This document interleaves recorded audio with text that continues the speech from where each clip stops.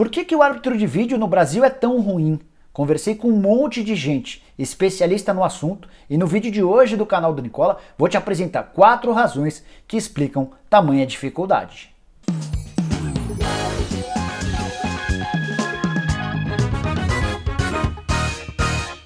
Fala aí pessoal, eu sou o Jorge Nicola e antes de começar a falar sobre esse assunto espinhoso envolvendo arbitragem, queria dizer que esse vídeo é um oferecimento de OneFootball, o aplicativo que eu uso para me manter super bem informado sobre as coisas do futebol. Por lá você vai conseguir, por exemplo, receber notificações de tudo que está rolando, de notícia importante do seu time do coração. Também dá para acompanhar jogos, gols, vídeos e as últimas novidades envolvendo o mercado, tanto de transferências no Brasil quanto no exterior. Vou deixar um link na descrição para que você baixe o OneFootball, ele é absolutamente de graça.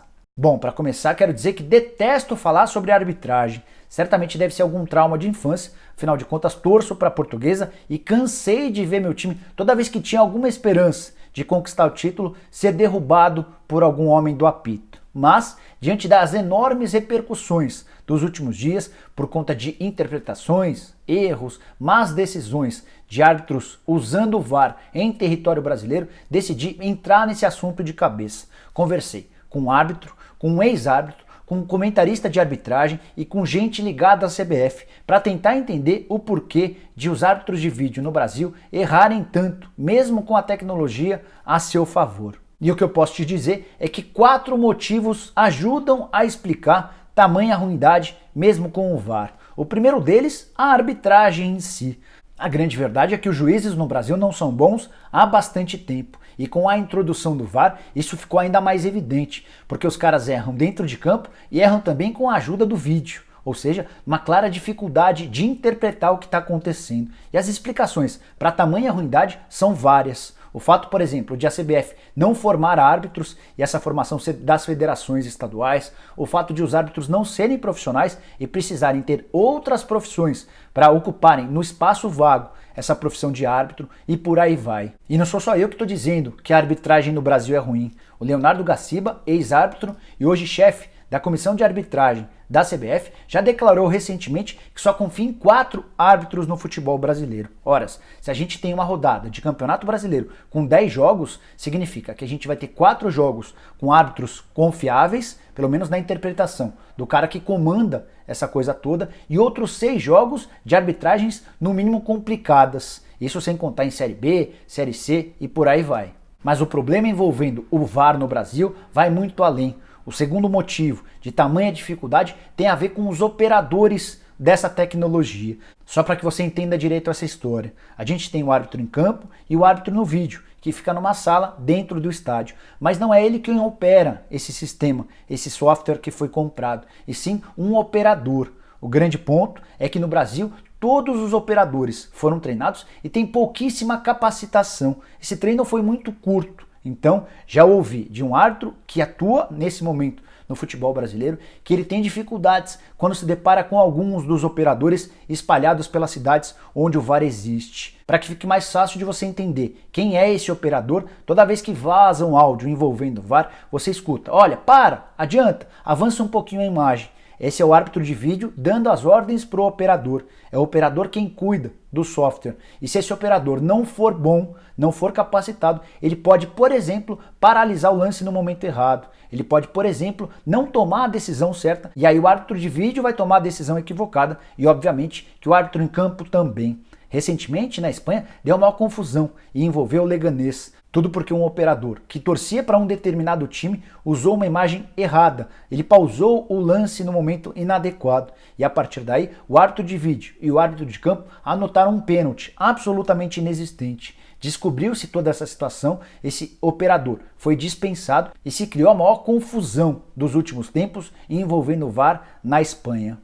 Já te falei sobre os árbitros, te falei sobre os operadores e quero te contar também sobre as câmeras e o posicionamento delas, principalmente para lances de impedimento. O Brasil é exceção no que diz respeito à instalação dessas câmeras. E aí, para que você entenda, vou usar o exemplo da Premier League. por lá, os organizadores da Premier League são os responsáveis por comercializar os direitos de transmissão. E aí quando eles vendem os direitos de transmissão, eles vendem o pacote completo, com todas as imagens fornecidas pelos organizadores. E aí, na montagem, na preparação das câmeras espalhadas pelo estádio, certamente uma das primeiras providências é instalar as câmeras em pontos específicos que podem ser úteis para verificação de impedimentos. No Brasil não é assim. A CBF não produz as imagens, ela apenas vende os direitos de imagem, os direitos de transmissão comprados pela Globo, e aí cabe à Globo fazer toda a transmissão. É ela quem escolhe o posicionamento das câmeras. Aí você vai se perguntar, pô, mas a CBF não orienta a Globo a utilizar as câmeras em determinado lugar? Sim, orienta. Mas ouvi também de uma pessoa envolvida nesse sistema que em muitos momentos as câmeras têm outras preocupações, como por exemplo acompanhar treinadores à beira do campo ou um jogador específico dentro das 4 linhas. Então pode acontecer de no Campeonato Brasileiro a câmera não estar bem posicionada para flagrar um impedimento e isso detona qualquer tipo de avaliação sobre o impedimento ou não. O quarto e último ponto, atinge o futebol brasileiro, mas também todas as outras grandes ligas que se utilizam do VAR. E ela está muito associada ao impedimento. Você deve saber que o impedimento se dá a partir do momento em que o cara que vai passar a bola solta a bola. Então, para usar um exemplo recente, na vitória do Flamengo contra a Chapecoense, o Vitinho toca a bola para o Bruno Henrique, que marca o gol de cabeça. Esse impedimento vai ser flagrado ou não a partir do momento em que o Vitinho toca na bola e ela sai dos pés do Vitinho em direção ao Bruno Henrique. É a partir daí, nesse exato momento, em que o trio de arbitragem e o árbitro de vídeo tem que começar a operar. O grande ponto é que o frame, como é chamado, o fragmento da imagem, não é capaz de identificar o exato momento em que a bola deixa os pés do Vitinho em direção ao Bruno Henrique. Se você volta um frame, a bola ainda está no pé do Vitinho. E se você passa para o frame seguinte, a bola já não tem mais contato com o Vitinho. E aí a pergunta é, em que momento eu vou determinar se há um impedimento ou não? Uma das alternativas que vem sendo estudadas é a mudança do protocolo do VAR. E aí seria padrão que o primeiro frame, a partir do momento em que a bola já não está mais no pé do jogador, seria o validado, pelo menos enquanto não se encontra uma solução em relação a esse problema dos frames.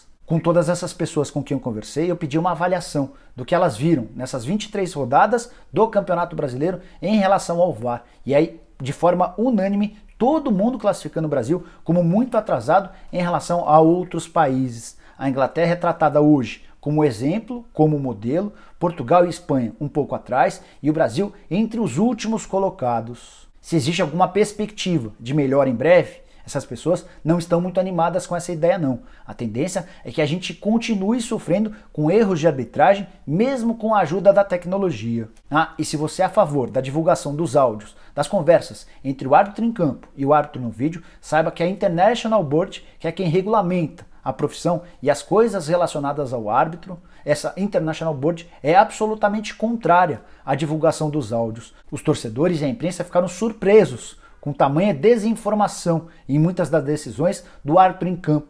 Então isso enfraqueceu a imagem do cara que toma as decisões finais. E a International Board apareceu exigindo a suspensão da divulgação de qualquer áudio relacionado a esse assunto. É também por isso que só de vez em quando surge esse tipo de coisa no Brasil e na América do Sul. E a última impressão que a gente teve com o vazamento do áudio do confronto entre Flamengo e Grêmio também causou mal-estar por aqui. Ficou muito claro que o árbitro em campo e o árbitro de vídeo tomaram a decisão em relação à anulação do gol do Gabigol sem nenhuma convicção. Eu continuo sendo absolutamente favorável ao VAR e já imaginava que a gente teria um período de adaptação. O grande ponto é que nossos árbitros são extremamente incompetentes de maneira geral, mas ainda prefiro esperar e aguardar por essa melhora com a ajuda do VAR do que regredir no tempo e abrir mão dessa tecnologia. Era isso que eu queria passar para vocês, espero que tenham curtido o vídeo e deem um like por aqui. Quem ainda não se inscreveu no canal, aperta esse botãozinho vermelho de inscreva-se e acione o sininho, assim você passa a ser notificado toda vez que eu fizer um vídeo novo ou uma live. Queria agradecer a Fideli, que é quem me veste nesse vídeo, e queria para fechar que você deixasse sua opinião no comentário, sugestão, crítica, pergunta, seja lá o que for, beleza? A gente se vê em breve, um abraço!